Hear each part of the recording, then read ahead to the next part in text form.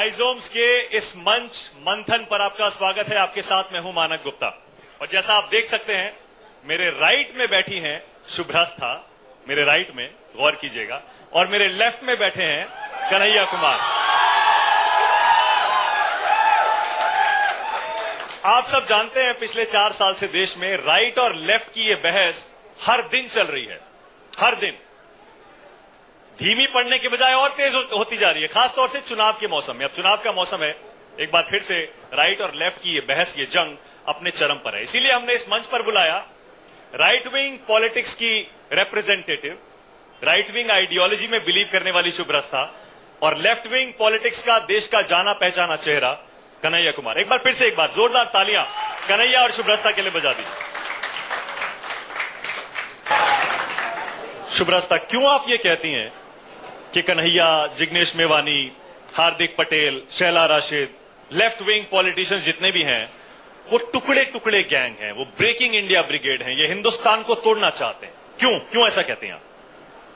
देखिए, मैं कन्हैया कुमार, जिग्नेश मेवानी, हार्दिक पटेल, इन लोगों को टुकड़े टुकड़े गैंग का रिप्रेजेंटेटिव नहीं मानती, लेकिन ये जिस विचारधारा में विश्वास रखते हैं और जिस रिमोट कंट्रोल कहीं पे है, वो जो है वो टुकड़े टुकड़े गैंग का परिचायक है। मैं एग्जाम्पल देती हूँ आपको। दक्षिणी वेलायुधन और बाबा साहेब भीमराव अंबेडकर, इन दोनों के बीच का जो झगड़ा था, जो संवैधानिक, जो जब हमारी कॉन्स्टिट्यूशनल डिबेट्स हो रही थी, उस झगड़े में हम केवल अंबेडकर की बात क्यों सुनते हैं? हम वो दलित महिला, प्रथम दलित महिला और एकमात्र दलित महिला जो संसद में थी, क्योंकि ये जो कहते हैं ना हमें चाहिए आजादी, उन्होंने कहा था पहले आजादी अपने घर में ढूंढो, आजादी ढूंढने के लिए आत्ममंथन करो और उस मंथन से जो नवरत्न निकलेंगे उसी रत्न में से आपको रिजर्वेशन का भी हल मिलेगा, आपको सभी चीजों का हल मिलेगा। तो सत्ता से आप विद्रोह करके, आप आउटरेज की राजनीति करके कितने दिन तक अपनी राजनीतिक रोटियां सेकेंगे? और ये लोग तो अभी मंच पर आए हैं खेलने के लिए अपनी पारी। इसके पहले का जो रिमोट कंट्रोल चला रहे थे येचूरी जी और करात मैडम और तमाम लोग, उनसे पूछना चाहिए लोगों को सवाल व्यवस्था से पूछना है ना भाई। तो व्यवस्था केवल मोदी जी थोड़ी है, व्यवस्था तो करात मैडम भी हैं। पूछिए सवाल उनसे, काहे नहीं पूछते हैं? उनसे कहिए कि हमको आजादी दिलवाइए, 50 महिलाओं को पॉलिट ब्यूरो में मेंबर बनाइए। उनको कहिए कि आप बेगूसराय में जाकर के पूछिए कि मोहन भागवत का पुतला काहे जलाए। जब लेनिन पलित्ता विरोध करते हैं तो मोहन भागवत का पुतला जला, तो वो भी तो सिंबॉलिक ब्रेकडाउन ऑफ मशीनरी था, तो ओकरा पर काहे नहीं बोलते हैं, चुप रहते हैं? और ये कहां से है? ये कहां से है? बेगूसराय से हैं। वहां का आर्थिक सामाजिक स्थिति क्या है? जेएनयू के विद्यार्थी हैं, टैक्स पेयर पे पल रहे हैं, सिर्फ ये नहीं, बाकी एबीवीपी के मेंबर्स भी पल रहे हैं, सब पल रहे हैं वहां पर। लेकिन ये बताइए कि वनवासी कल्याण आश्रम जब जाकर के वहां पर दलित बस्ती में काम करती है, तो उन सारे स्वयं सेवकों के साथ क्यों अन्याय होता है बेगूसराय जिले में लाल सलाम वालों का? और ये लाल सलाम वाले क्यों नहीं जेएनयू से कहते हैं कि हम वहां की दलित महिलाओं को, हम वहां के दलित युवकों को, ये तो भूमिहार कास्ट से शायद बिलोंग करते हैं कन्हैया जी, अपर कास्ट से है, लेकिन इनके घर में इनके दलित भाइयों के साथ जब अन्याय होता है तो उनको फाइनेंशियल इंक्लूजन के लिए आज जेएनयू के वो तमाम लाल क्रांति विद्यार्थी ब्यौरा दें कि इन्होंने जनधन योजना के तहत कितनी महिलाओं को जोड़ा। इनके लाल गैंग के एसएफआई, आईसा और एआईएसएफ और इनके तमाम सीपीआई, सीपीआईएम, सारे लेफ्ट पार्टी के कवायद करने वाले लोग, कितने महिलाओं को इन्होंने एलपीजी गैस सिलेंडर देकर उस धुएं से आजादी दिलवाई। और नहीं दिलवाई है ना आजादी, तो ये जो लफाजी है इनकी आउटर रिंग रोड के 1 किलोमीटर से आगे की आवाज नहीं है। बात समझिए। एक बार में तो बौछार कर दिया आपने, ये तो कारपेट बॉम्बिंग हो गई। कन्हैया कुमार, जवाब दीजिए, ये कौन सी आजादी मांग रहे हैं जब अपने घर में आजादी नहीं दिलवा पा रहे? दोस्तों, सबसे पहले तो आप सबका बहुत बहुत स्वागत, और पूरी उम्मीद है कि कल को आप सब पत्रकार बनेंगे और लोकतंत्र के चौथे खंभे के रूप में समाज की जिम्मेवारी आपके कंधों पे होगी। मैं उम्मीद करता हूं कि आप इस जिम्मेवारी को बखूबी निभाएंगे। शुभ्रस्था जी जब बात कर रही थी तो उसमें बिहारी एक्सेंट आ रहा था बार बार, तो मैं आपको याद दिला दूं कि आज बिहार दिवस है। मैं आप सब लोगों को बिहार दिवस की बधाई देता हूं। और बातचीत करते हुए उन्होंने कहा कि भगत सिंह विद्रोह, तो कल भगत सिंह का नाम नहीं लिया। हाँ, विद्रोह जब आपने कहा ना तो मुझे भगत सिंह की याद आ गई। जब ये कह रहे थे ना विद्रोह, तो मुझे भगत सिंह की याद आ गई। कल 23 मार्च है, भगत सिंह का शहादत दिवस है। भगत सिंह जब अंग्रेजों के खिलाफ लड़ रहे थे तो अंग्रेज उनको आतंकवादी बताते थे, और वो नौजवान एक सपना देख रहे थे इस देश को बेहतर बनाने का। ऐसा नहीं है कि वो देश को तोड़ना चाह रहे थे, और ये जो बेहतर सपना है, इस बेहतर सपने को देखने का हक तमाम आंख को है, चाहे वो गोरा हो, काला हो, ऊंचा हो, नीचा हो, अमीर हो, गरीब हो। एक बेहतर सपना हर किसी के आंख में हो, वो देख सके, ये उसका हक है। मैं भी नौजवान हूँ, मैं भी बेहतर समाज का एक सपना देखता हूँ। दिक्कत कहाँ आती है? पर वो अंग्रेजों का जमाना था, दिक्कत उस समय अंग्रेजों का राज था, हिंदुस्तान गुलाम था। भगत सिंह अंग्रेजों से आजादी चाहते थे, आप किससे आजादी चाहते हैं? आपको नहीं लगता है कि इस देश में अभी भी बहुत सारी गुलामी बची हुई है? आप बताइए। आप बताइए। आप बताइए। जब आप नौकरी करते हैं और आपको मिनिमम वेज नहीं मिलता है, तब आपको नहीं लगता है कि आपके श्रम का शोषण किया जा रहा है? जब आप जाते हैं रोड पर और ट्रैफिक जाम होता है, तब आपको नहीं लगता है कि ट्रैफिक जाम से हमको मुक्ति मिलनी चाहिए? आजाद होना, आजाद ख्याल रखना, ये अपने आप में कोई खराब बात नहीं है। दिक्कत कहाँ आती है? दिक्कत वहां आती है कि ये आजादी मुहैया कराने की जिम्मेवारी जिनके कंधे पे है, जिनको आपने 283 सीट दिया है, जिनके 56 इंच के सीने पे आप इंप्रेस हो गए थे, जिनको देख करके आपको लगा कि जितनी बातें कही गई हैं सब बात लागू किया जाएगा। हमने थोड़ी कहा था, 2014 में मोदी जी ने कहा था ना कि किसानों पे अत्याचार नहीं होगा, महंगाई खत्म हो जाएगी, महिलाओं पे अत्याचार बंद हो जाएगा, काला धन वापस आएगा, आपके खाते में 15 लाख रुपया पहुंचाया जाएगा। इन्हीं बातों पे आप लोगों ने वोट दिया ना। लोगों ने जब वोट दिया तो उन्होंने ये जिम्मेवारी ली कि लोगों की जो समस्याएं हैं, उन समस्याओं से उनको आजादी दिलाया जाएगा। और वो आजादी यदि उनको नहीं मिल पा रही है, तो बतौर नागरिक मैं यहाँ आपसे रिक्वेस्ट करना चाहता हूँ कि सीपीआई, सीपीएम, प्रकाश करात, सीताराम येचुरी, डी राजा, लाल, भगवा, उस बहस में मत जाइए। सिंपल सी एक बात को समझिए कि सरकार को जब लोग वोट देते हैं तो इस उम्मीद के साथ देते हैं कि व्यवस्था उत्तरोत्तर तौर पे, उत्तरोत्तर गति से बेहतर होगी, अच्छी होगी। जिन समस्याओं से हम जूझ रहे हैं, उन समस्याओं से हमको मुक्ति मिलेगी, आजादी मिलेगी। बहस इस बात पे होनी चाहिए। देखिए, लेफ्ट राइट करके, ये एनसीसी का हम लोग परेड नहीं कर रहे हैं कि लेफ्ट राइट करके आप असली मुद्दों को गुमराह कर देंगे। हम नौजवान हैं, बिल्कुल ठीक बात है सुब्रता जी कि टैक्स पेयर के पैसे पे पढ़ रहे हैं, तो जो ज्ञान ले रहे हैं, जब स्कूल के बाहर में लिखा होता है शिक्षार्थ आइए सेवार्थ जाइए, तो आपके टैक्स के पैसे पे हम पढ़ रहे हैं, तो हमारी क्या जिम्मेवारी है? हमारी जिम्मेवारी ये है कि हमने जो पढ़ा है, जो हमने सीखा है, वो हम समाज को बताएं। और वो जब हम बता रहे हैं तो ये कह रहे हैं कि आप राजनीति कर रहे हैं। नहीं, लेकिन राजनीति तो आप कर ही रहे हैं। आप पॉलिटिक्स में हैं, आप पॉलिटिक्स में हैं, छात्र नेता थे, जेएनयू के आप छात्र संघ के अध्यक्ष बने, उसके बाद आप देश भर में पॉलिटिकल बयान देते हैं, तो पॉलिटिक्स तो आप कर रहे हैं, उसमें आपको भी कोई हिचक नहीं है।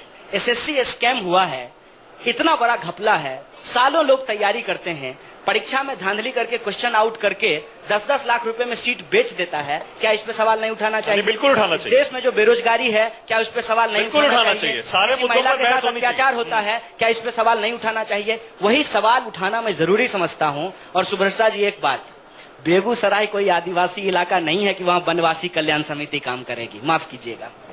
वनवासी कल्याण समिति केवल वनवासियों के साथ काम करती है, आपका ये भी भ्रम थोड़ा दूर होगा अगर शाखा विजिट कीजिएगा।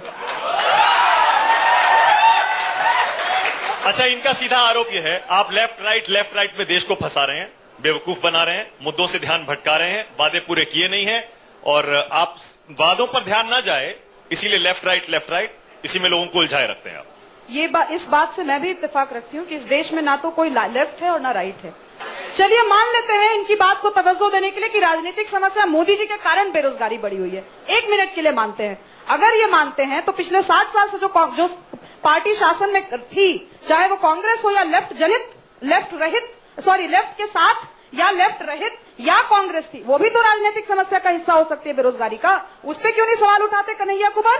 क्यों? क्योंकि क्या पीछे से इन लोगों का साठगांठ हो गया है? मैं बताती हूँ, हो गया है। क्यों? क्योंकि आज से 19 साल पहले जब चंदू की हत्या हुई थी बिहार में, राजद का एमपी हत्या करता है इन्हीं के सिरमौर लीडर का, उसी हत्यारे के नेता को जाकर कन्हैया कुमार पैर छूकर के प्रणाम करते हैं, लालू यादव को। वो हत्यारा सुनिए, बिहार के बेटी की आवाज है और इसमें बहुत बिहारी बैठे हुए हैं। मैं लालू प्रसाद यादव को, तेजस्वी यादव को, तेज प्रताप यादव को, उस पूरे खानदान के किसी भी व्यक्ति को नेता नहीं मान सकती, क्योंकि उस खानदान ने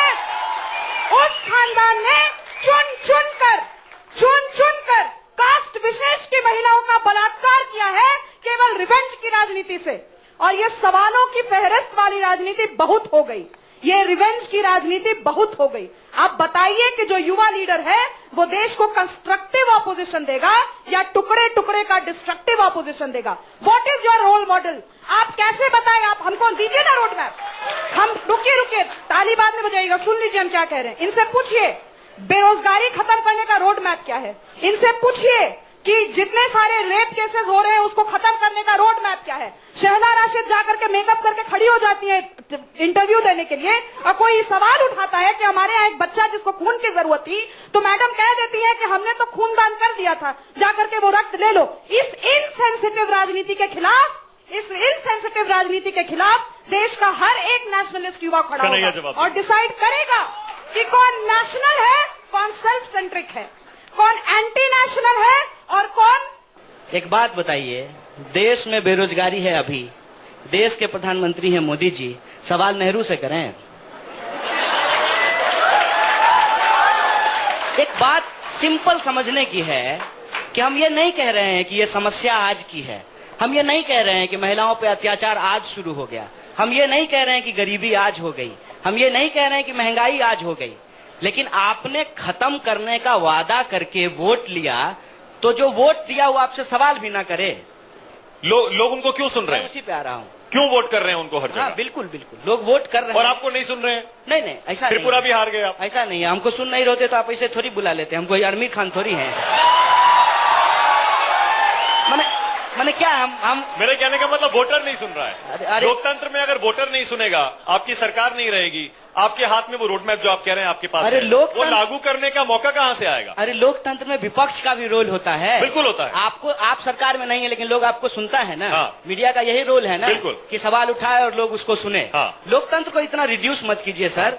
लोकतंत्र में जब जनता किसी को वोट देकर के जिम्मेदारी देती है तो निश्चित तौर पर जनता उन पर ज्यादा भरोसा जताती है, लेकिन इसका यह मतलब नहीं है कि लोकतंत्र में विपक्ष का कोई रोल नहीं है। नहीं, विपक्ष का रोल है। मैं दूसरी बात कह रहा हूं, विपक्ष का बहुत बड़ा रोल होता है। सुब्रता जी के सवाल का जवाब नहीं, मैं उसी पर हूं जो रोड मैप की बात हो रही थी ना। मैं ये कह रहा हूं कि अगर लोग आपकी बातों पर यकीन ही ना करें, वोटर की बात कर रहा हूं मैं, क्योंकि वोटर सबसे ज्यादा पावरफुल होता है, सबसे ज्यादा ताकतवर होता है। अगर वो एक विचारधारा को, एक आइडियोलॉजी को बार बार रिजेक्ट कर रहा है, हर जगह से रिजेक्ट करते जा रहा है, तो उससे क्या संदेश मिलेगा? कौन सी विचारधारा बार बार रिजेक्ट हो गई है? गजब बात कर रहे हैं आप। ऐसा लग रहा है कि प्रधानमंत्री जी का भाषण ध्यान से सुनते नहीं हैं। प्रधानमंत्री जी बार बार कहते हैं कि 70 साल इस देश में कांग्रेस ने राज किया है, तो कांग्रेस को 70 साल जनता ने एक्सेप्ट किया ना। हाँ। इस बात को बदल क्यों रहे हैं? हाँ। भाजपा को आए हुए कितना दिन हुआ है? भाजपा तो 2014 में आई है और 4 साल हुआ है। इससे पहले तो कांग्रेस ही थी ना। जिस त्रिपुरा को आप जीतने की बात कर रहे हैं, 25 साल से तो वहाँ सीपीएम ही था ना। केरल में अभी जो है, देखिए इतना आप ही कह रहे वापस आएंगे। नहीं, ये देखिए, मैं ये कह रहा हूं कि बहस को शोरगुल में नहीं तब्दील करना चाहिए। बहस में जो कंटेंट है उस पर स्टिक करना चाहिए। इसमें कोई दो राय नहीं है कि इस देश में कांग्रेस को और दूसरे समाजवादी दलों को और वामपंथी दलों को अस्वीकार करके इस देश की जनता ने बीजेपी को अपना वोट दिया है, लेकिन इसका ये कतई मतलब नहीं है कि जनता ने पूरे तरीके से इन लोगों को नकार दिया है। ऐसा नहीं है। तो सबको एकजुट होना पड़ रहा है। आज बीजेपी इतनी ताकतवर हो गई, कांग्रेस क्या, लेफ्ट क्या, समाजवादी पार्टी क्या, बीएसपी क्या, सबको एक होना। कब एकजुट नहीं हुई थी? कहाँ एकजुट हुई थी? अरे भाई, जब इंदिरा गांधी की सरकार थी, बहुत पहले की बात है, वही मैं कह रहा हूँ। तो जब भी देखिए, जब भी इस देश के अंदर किसी को मैंडेट दिया जाता है और जिन सवालों पे मैंडेट दिया जाता है, उस सवाल पे जब सरकार काम नहीं करती है तो विपक्ष एकजुट होकर के उसको सत्ता से बाहर करती है। इंदिरा जी के वक्त भी ऐसा हुआ था कि इंदिरा जी ने कहा गरीबी हटाओ। वो तो कह रहे हैं अस्तित्व बचाने के लिए एक हो रहे हैं सारे के सारे। ये उस वक्त खत्म हो जाएंगे, इसीलिए एकजुट होके और मुकाबला करने की सोच। ये उस वक्त जो है कांग्रेस कहती थी बाकी दलों के बारे में, जैसा आज बीजेपी कह रही है आज बाकी दलों के बारे में। देखिए, सत्ता के अंतर्गत, लोकतंत्र के अंतर्गत सत्ता निरंकुश ना हो, इसके लिए विपक्ष की एकता जरूरी होती है। विपक्ष की एकता होना, इसमें कोई गलत बात नहीं है। कोई गलत बात कोई नहीं है। बीजेपी भी जब विपक्ष में बैठती है तो क्या बीजेपी विपक्ष के लोगों को एकजुट नहीं करती है? बिल्कुल, एनडीए की सरकार है ना, सिर्फ भाजपा की तो सरकार नहीं है। और एनडीए की सरकार में चंद्राबाबू नायडू रूठ गए हैं तो मोदी जी ऐसे मना रहे हैं जैसे पिया और जो है सजन एक दूसरे से रूठ जाते हैं, कैसे हाथ पकड़ करके बिठाते हैं। जहां जहां आपकी विचारधारा वाली पार्टियों ने राज किया वहां वहां ये मॉडल लागू किया गया। नहीं देखिए, मेरी वहां गरीबी बेरोजगारी खत्म हो गई। सुनिए मेरी एक बात सुन लीजिए। क्या आप इस बात को मान लीजिए कि मेरी विचारधारा जो है ना 1 मिनट के लिए लेफ्ट है, तो क्या आप इस बात को स्वीकार करेंगे कि हिंदुस्तान में सबसे ज्यादा लिटरेसी केरला में है? क्या इस बात को अस्वीकार करेंगे कि वहां सबसे ज्यादा प्रोस्पेरिटी है? क्या इस बात को आप अस्वीकार करेंगे कि वहां महिला और पुरुष का रेशियो जो है वो महिला का ज्यादा है, पुरुष का कम है? क्या इस बात को आप अस्वीकार करेंगे कि वहां ट्रैफिक सिस्टम अच्छा है? क्या इस बात को आप स्वीकार करेंगे कि वहां जो पब्लिक हेल्थ है हिंदुस्तान में सबसे बेटर है? देखिए, कहने का मतलब क्या है, कांग्रेस और बीजेपी 70 साल में नहीं कर पाई। मुझे ऐसा लग रहा है मोदी जी डिजिटल इंडिया का भाषण दे रहे हैं। बोलिए, कंटिन्यू करिए। हाँ, नहीं, मैं वैसे ही एक सवाल और। सुब्रस्ता जी, मोदी जी बहुत बड़े आदमी हैं। बोला उतना बड़ा आदमी बोला ठीक है। मेक इन इंडिया, मुद्रा योजना, Manish Kumar ji, farms and farmers, नाम तो सुन ले होगा। उसमें क्या बतावा ही मेक इन इंडिया के बाद, सुनिए 1 मिनट, अब बहस करते हैं प्रॉपर। आप 2 मिनट के लिए आप बहुत देर समय ले लिया, थोड़ा सा समय आप बोलिए। आप महिला होने का फायदा उठाने दीजिए। आप ही बोलिए, रिजर्वेशन कर दीजिए। आप ही बोलिएगा। हाँ, बस हम अब बोलने दीजिए, उसके बाद मेक इन इंडिया में कितना जॉब क्रिएट हुआ है, डिजिटल इंडिया में कितना जॉब क्रिएट हुआ है, बस इसके बारे में आप बता दीजिए, बताइए। कन्हैया जी हो सकता है जन्मजात लेफ्टी हो, लेकिन हम जन्मजात रूप से मेरा कोई आइडियोलॉजी नहीं रहा है। अभी भी हम सीख रहे हैं, अभी भी हमको नहीं पता कि मेरे देश के लिए सबसे सर्वोपरि विचारधारा क्या है, लेकिन हमको इतना पता है कि सांस्कृतिक राष्ट्रवाद ही हमारे देश को आगे ले जा सकता है। तो मैं अपनी पॉलिटिक्स बहुत ही स्पष्ट रूप से रखती हूँ। हाँ, वो तो कह रहे हैं यही राष्ट्रवाद देश को तोड़ रहा है, यही राष्ट्रवाद आपका जो है कहने के लिए तमाम लोग राष्ट्रवाद देश को बांट रहा है। अब वो फर्जी है कि नॉन फर्जी है, ये तो जनता डिसाइड करेगी। नहीं, 4 तथाकथित लोग, तथाकथित इंटेलेक्चुअल जेएनयू में बैठ के थोड़े डिसाइड कर लेंगे। देश की जनता डिसाइड करेगी कि ये डिसाइड करेंगे कि आज शहला राशिद, अतुल जोहरी जी के लिए जो प्रोटेस्ट कर लेती है, लेकिन जब एक नाबालिग बच्ची को सेलफोन टावर से लटकाकर सीपीआईएम के गुंडे जब उसका गैंग रेप करते हैं, एक आवाज जेएनयू से नहीं निकलती। झूठ है ये। आपने एक बच्चे के खिलाफ हुए बलात्कार को झूठ बोल दिया। एबीवीपी का लड़का है, वो हरीश नाम है, 8 साल की बच्ची के साथ बलात्कार करके जो है उसका हत्या किया है। क्या बात करते हैं सुब्रस्ता जी, झूठ मत बोलिए, बोलिए आपको जो बोलिए। 1 सेकंड कन्हैया जी, 1 सेकंड, कौन एबीवीपी? झूठ मत कीजिए, आप कंप्लेन करेंगे। आप ये कह रही है, आपने एफआईआर पढ़ा है? आप कंप्लेन करेंगे? आपके पास एफआईआर की कॉपी है कि हाँ या ना? मैं झगड़ा नहीं करूंगा। क्यों नहीं झगड़ा करेंगे? आपने यहाँ पर झगड़ा करवाया है। आपने शांति, मैं सिर्फ एक चीज पूछना चाहती हूँ। हर बार फैक्ट पर ही तो आप लोग बात नहीं करते हैं। आपके पास न दस्तावेज होते हैं, न आपके पास ग्राउंड पे रिपोर्टाज होता है। आप लोग केवल आकर थूक कर कह देते हैं कि ये हुआ। प्रूफ कीजिए ना। मेरे पास एफआईआर की कॉपी है, मेरे पास एफआईआर की कॉपी है। ये त्रिपुरा में जाएं, थोड़ा ग्राउंड वर्क करें, वहां से एफआईआर की कॉपी निकलवाएं। घोषित तौर पर मैं उस एक्स मिनिस्टर का नाम नहीं लूंगी, उस एक्स मिनिस्टर का नाम भी गैंगरेप में है। आप लोग जाकर पढ़िए ना, पता करिए। देखिए, इन्होंने अतुल जौहरी का नाम लिया, मैं नाम नहीं ले रहा था, नाम ने इन्होंने ले लिया है। अतुल जौहरी किस संगठन से जुड़े हुए हैं ये भी हम नहीं बोलेंगे, आपको पता है। मैं ये कह रहा हूं, सिंपल इसको समझिए। मैं बार बार क्यों कह रहा हूं कि इस देश में एक सकारात्मक बहस की जरूरत है। 9 लड़कियों ने कंप्लेन किया है। इस समाज में किसी लड़की के लिए कंप्लेन करना किसी पावरफुल व्यक्ति के खिलाफ कितना मुश्किल होता है।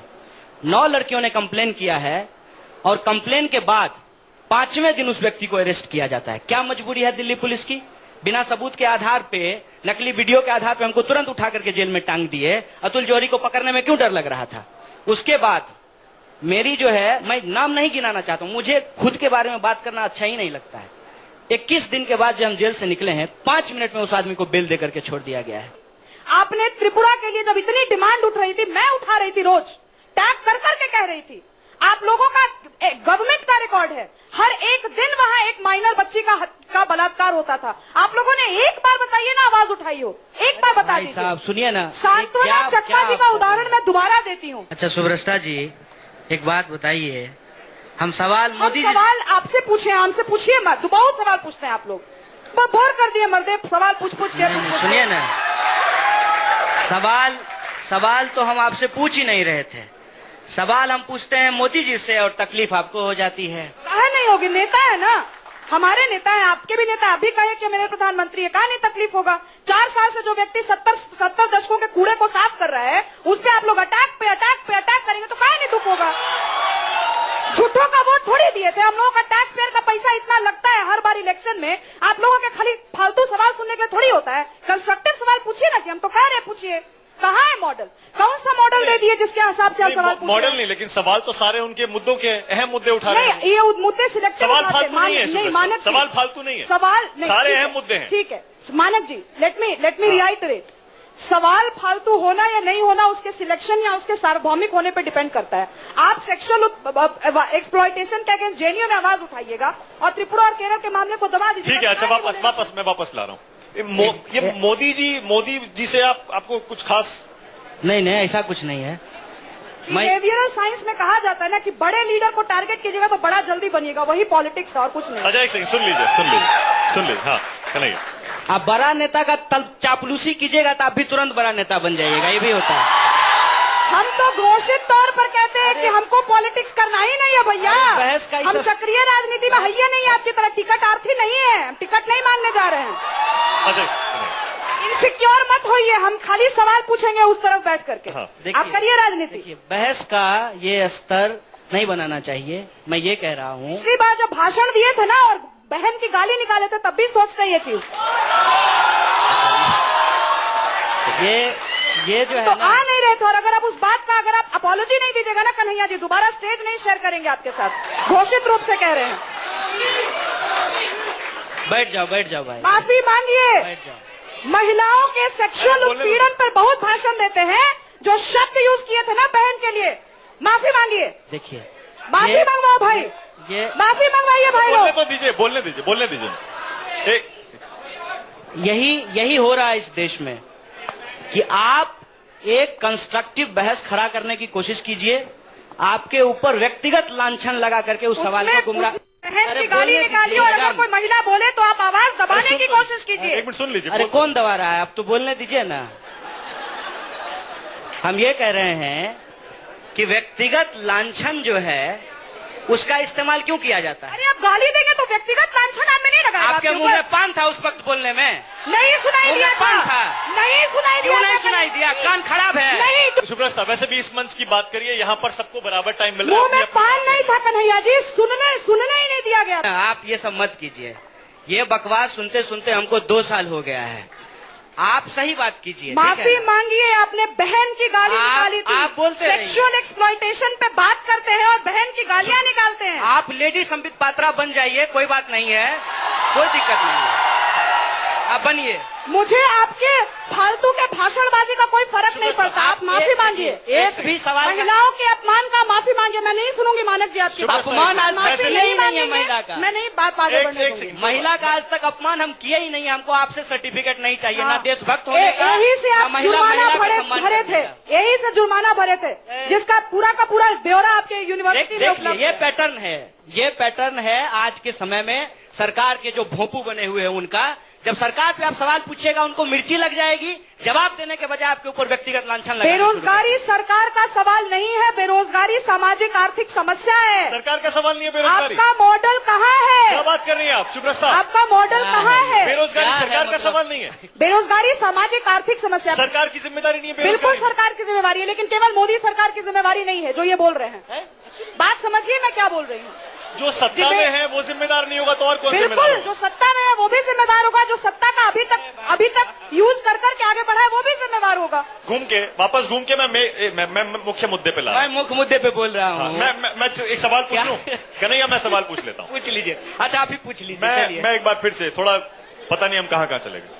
आप अपने आप को वाकई अभी एक नेता मानने लगे? नहीं, ऐसा नहीं। अभी भी नहीं? नहीं, बिल्कुल भी नहीं। मैं इस देश का एक आम नागरिक हूँ चुनाव लड़ने की चर्चा हो रही है आपकी? चर्चा तो बहुत कुछ होती है, चर्चा ही देख रहे हैं क्या कर रही हैं। अभी भी अपने आप को नेता नहीं मानते आप? नहीं, बिल्कुल भी नहीं।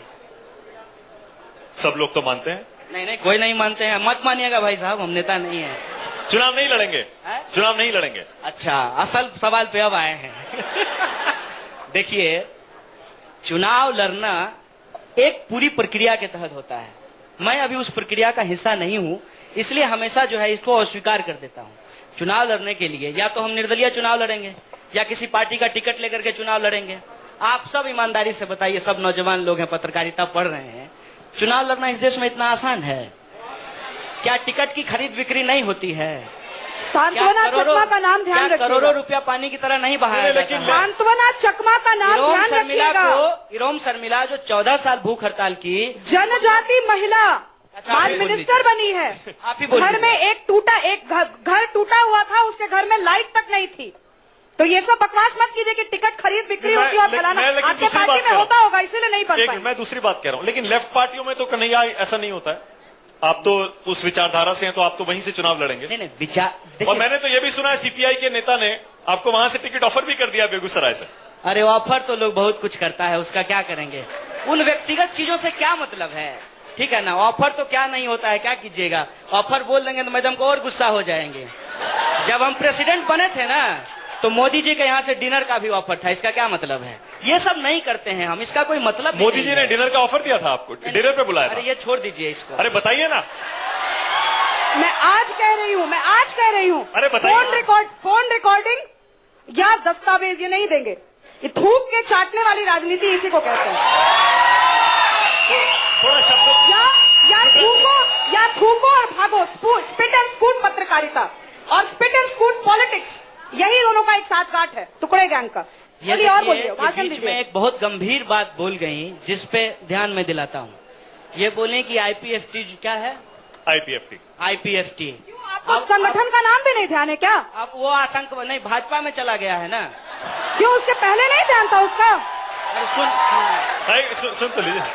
आईपीएफटी जो है अब आतंकवादी नहीं है, क्योंकि वो भाजपा का शामिल हो गया है ना। मतलब समझ रहे हैं क्या? आप आतंकवादी रहिएगा, जो ही भाजपा में जाइएगा आप राष्ट्रवादी हो जाइएगा। ये महाराज है, ये सब ना ड्रामा लोग देख रहा है। अच्छा। जनता को इतना बुर्बक समझना ना बहुत गलत बात है। जनता को टेकन फॉर ग्रांटेड मत लीजिए कि चिल्ला करके कुछ भी बोल के निकल लेंगे।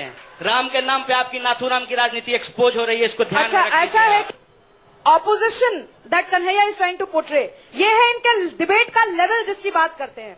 10 मिनट आपका हम सुनेंगे। ये है वो बात। 10 मिनट अगर आप सही जगह पे नहीं आइएगा ना, तो वही हाल करेंगे जो संबित पात्रा का किया। इस बात को हमेशा याद रखिएगा। आप सही से देखिए, जैसे को तैसा हमको जवाब देने आता है, जैसे को तैसा। हम ऐसा नहीं है। देखिए, शुरू में हम ठीक से बात करेंगे। जितना तिल मिलावा, अगर आप ठीक से बात नहीं कीजिएगा तो आप किस भाषा में बात करेंगे, उस भाषा में बात करेंगे। जितना तिल मिलावा ना, उतना सांत्वना चकमा जन्म लेता। तू अपन यहाँ बोला ही रहा दिल्ली में, आउटर रिंग रोड के अलावा तो राजनीति खत्म। एक काम करिए ना, एक बार में आप बता दीजिए। ये बार बार कहते हैं बीजेपी वाले या उनकी विचारधारा से हमदर्दी रखने वाले, पूरे देश में बीजेपी जीत रही है, नॉर्थ ईस्ट में भी जीत गई। अब तो कोई तो वजह होगी कि लोग इनके मॉडल को स्वीकार कर रहे हैं और बाकियों को रिजेक्ट कर रहे हैं 4 साल से। मैं सिर्फ एक 2014 की बात नहीं कर रहा हूं, उसके बाद जितने भी चुनाव हुए हैं बीजेपी हर जगह जीतती जा रही। देखिए, क्या लग रहा है आपको, क्यों हो रहा है? देखिए, एक मैं जब बोलता हूं तो लोग कहते हैं कि आप बचाव कर रहे हैं। मैं एक बहुत सीधा सा फैक्ट दे रहा हूं। देश में 2014 में 31% लोगों ने मोदी जी को वोट दिया, बहुत बढ़िया, गुड एंड वेलकम। क्या 69% लोगों ने मोदी जी को वोट दिया? ऐसे आप क्यों लोकतंत्र को रिड्यूस कर देना चाहते हैं? वो जीत रहे हैं। चुनाव जीतना एक अंक गणितीय प्रक्रिया है, ठीक है ना, जिसमें 2 जोड़ 2 बराबर 6 हो जाता है कई बार। कल आप चुनाव जीतेंगे तो यही कहेंगे। अभी देखिए ना, आप हारे हैं ना फूलपुर और गोरखपुर। नहीं, आप जेएनयू का चुनाव, आप चुनाव जीते, आप जेएनयू के चुनाव लड़े थे तो आप यही बोलेंगे अंक गणितीय प्रतिक्रिया है।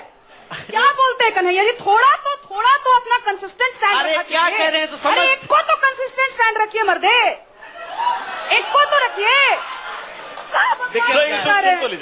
हम क्या इनकी बात? अच्छा देखिए, ये मतलब इनके लगता है ना कि इनके अंदर कोई सॉफ्टवेयर है, मोदी डालते ही भड़क जाती हैं।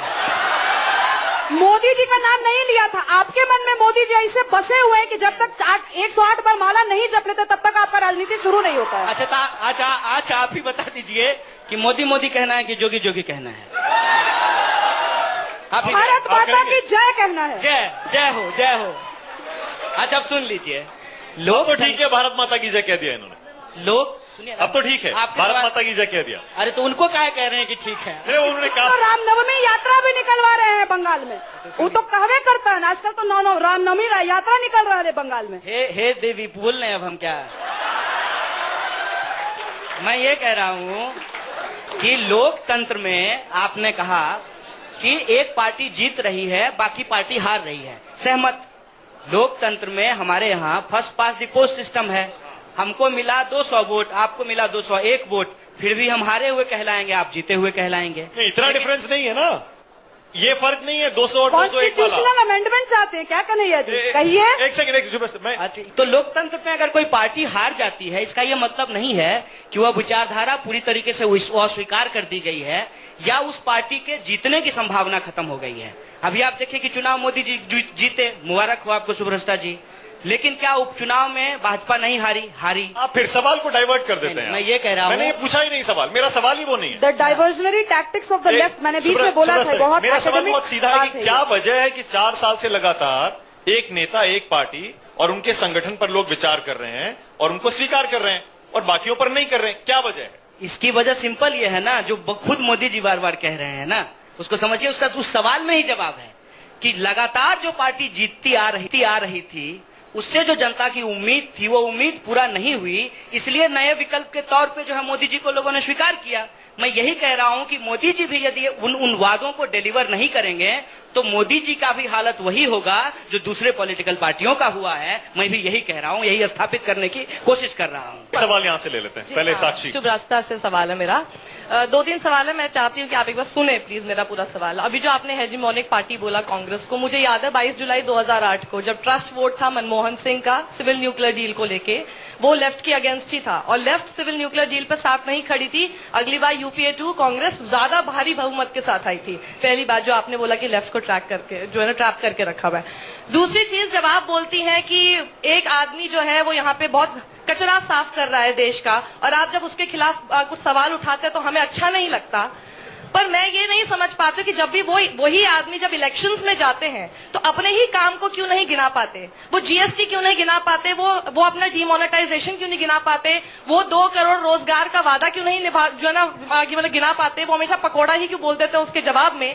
और उसके बाद जब आप बोलती हैं कि प्रधानमंत्री पर सवाल करते हैं तो हमें अच्छा नहीं लगता, तब मैं एक बार के लिए सोचने को मजबूर हो जाती हूँ कि मनमोहन सिंह कौन थे, जवाहरलाल नेहरू कौन थे, इंदिरा गांधी कौन थी और राजीव गांधी कौन थे? या तो आप ये कहें कि कांग्रेस ने इनको भी गलत प्रधानमंत्री घोषित कर दिया अपनी हिस्ट्री में, या तो आप ये फिर मान लीजिए कि हिस्ट्री ही गलत लिख दी गई, ये लोग प्रधानमंत्री थे ही नहीं इस देश के।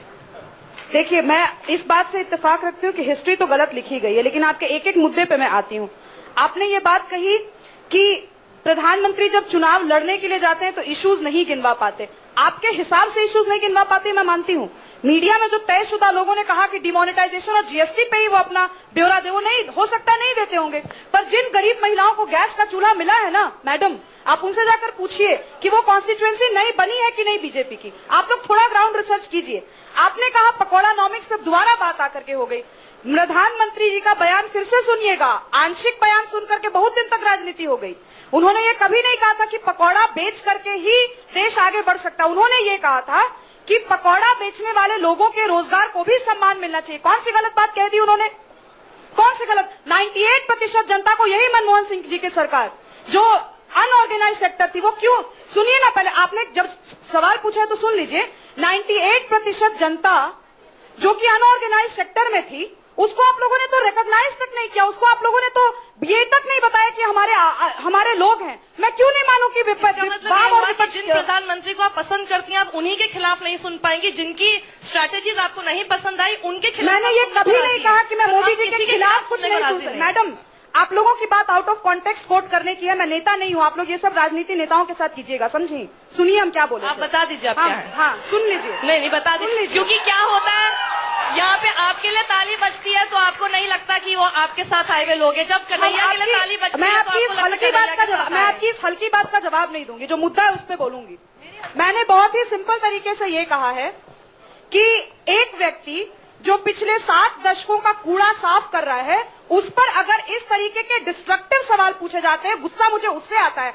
मैं तो बार बार कह रही हूँ, घोषित तौर पर कह रही हूँ, मीडिया, एकेडेमिया। डिस्ट्रक्टिव कैसे हो गए? नहीं, अहम मुद्दे हैं ये मुद्दे सारे पे जो साक्षी कह रही है वो भी मुद्दे अहम है। बिल्कुल सही है। जवाहरलाल नेहरू का कैरेक्टर ठीक नहीं था, ये बहुत मैंने बोला है ये, मैंने बोला है मैं तो आपकी विचारधारा की बात कर रही हूँ। तो अरे तो आपको कि फिर आपसे कौन से सवाल किए गए? जी ने कहा है ये, आपसे कौन से सवाल किए गए? जी ने कहा है ये। मैं क्यों जवाब दूं ऑनलाइन ट्रोल्स का? मैं ऑनलाइन ट्रोल की रिप्रेजेंटेटिव हूँ क्या जो मैं आपके सवालों का जवाब दूंगी? आप लोग बनाना चाहते हैं पर मैं हूं नहीं वो। आप बात समझ लीजिए कि मैं क्या कर रही हूँ। मैं युवाओं को मुखातिब होकर के ये बात कह रही हूँ।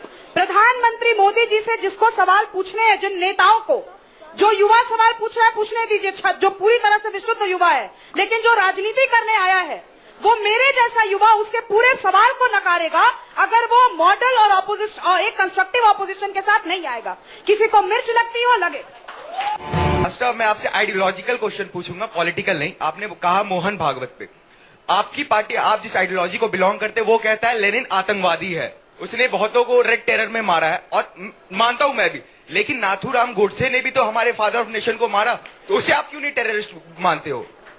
ठीक है, देखिए, बहुत अच्छा कि आपने ये सवाल पूछा। लेनिन टेररिस्ट है, लेनिन टेररिस्ट भी है, इसमें अंतर होता है ना? बात बार बार भी की आती है, लेकिन जिस तरह से मरोड़ तरोड़ कर किया जाता है वो बात है पर आकर के खत्म कर दी जाती है। बिल्कुल। अरे सेकंड पार्ट पे बोलने दीजिएगा तब ना। सेकंड पार्ट बोल रही हूँ।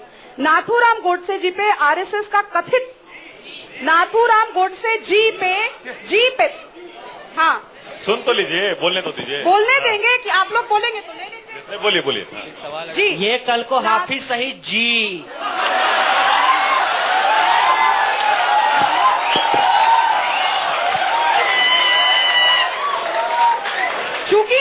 चूंकि इन्होंने थोड़ा डाइवर्ट किया, हम भी 1 मिनट डाइवर्ट करके आएंगे, करेंगे।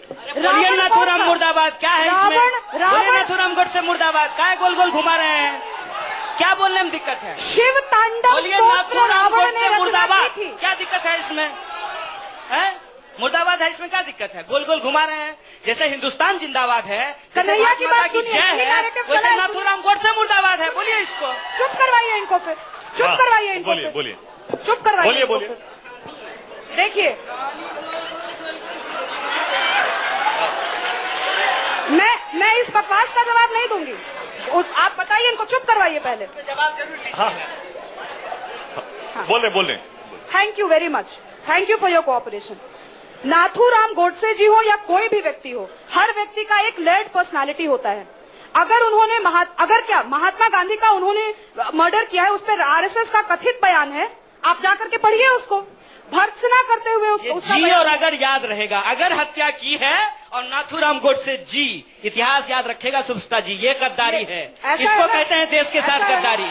ऐसा है ना कि इतिहास लेखन अब तोरा त्रिमूर्ति भवन में जाकर के रख न दे जाए, ऑनलाइन पर यूट्यूब पे में वीडियो भी आ जाए, समझ ला?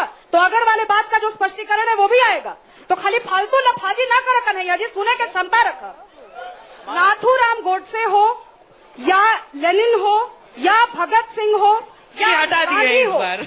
कोई भी व्यक्ति हो, उसकी लेड पर्सनालिटी है, उसकी पर्सनालिटी की व्याख्या आप एक तरीके से नहीं कर सकते। और अगर आप करेंगे, हाँ, तो आइडियोलॉजिकल जो सवाल था उसका आइडियोलॉजिकली आरएसएस का कथित बयान है गोडसे के अगेंस्ट, आप पढ़िएगा। मैं आपको रेकमेंड कर दूंगी, पढ़िएगा। आपके लिए क्या है? से उम्मीद नहीं है लोग, आपके लिए क्या है? इतना कहने के बाद जी हटाए हैं, बोलिए क्या है? बोलिए नाथूराम गोडसे मुर्दाबाद। दिक्कत है इसमें क्या? नहीं बोलेंगे, नहीं बोल रहे। शाबाश, चलिए बात नहीं बोलेंगे। तोरा कहे पे हम विद्रोह करम, तोरा कहे पे विद्रोह करम। तू कहा ना वृंदा करात मुर्दाबाद, फेमिनिज्म का झंडा उठाती तो आपके कहने से लोग भारत माता की जय क्यों बोले? फिर आप कौन होते हैं ये कहने वाले? मत कहिए, इसीलिए तो जनता जज कर रही है। आप कौन होते हैं लोगों को देशभक्ति का सर्टिफिकेट बांटने वाले? तो जनता जज कर रही है। आप कौन होते हैं? मत बोलिए भारत माता की जय। भारत माता की जय है, था और रहेगा। Thank you. आपको कोई नहीं बोलना। मातरम, वंदे मातरम, वंदे मातरम। चलिए इसी नोट पर तो देखा आपने, मेरे लिए ज्यादा कुछ करने को था नहीं। जब राइट और लेफ्ट, आपके राइट और लेफ्ट में बैठे हो, बीच वाले चुपचाप सुनते हैं, आपकी तरह मैं भी इसलिए सिर्फ सुन रहा था। लेकिन फिर भी इस शानदार डिबेट के लिए कन्हैया कुमार शुभ्रष्टा, बहुत बहुत शुक्रिया आपका, बहुत बहुत शुक्रिया। जोरदार तालियां बजा दीजिए एक बार फिर।